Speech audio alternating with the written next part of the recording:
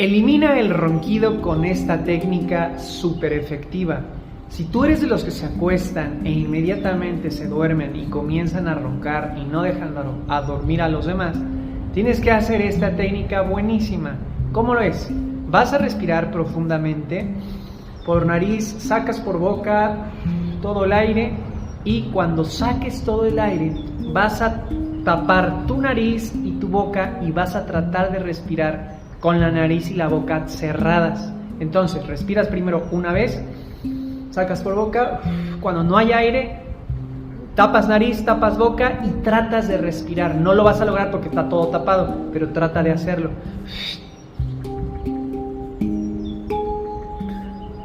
Este movimiento repítelo 8 veces y se creará un efecto de ventosa que hará que dejes de roncar. Hazlo, guárdalo y cuéntame cómo te fue.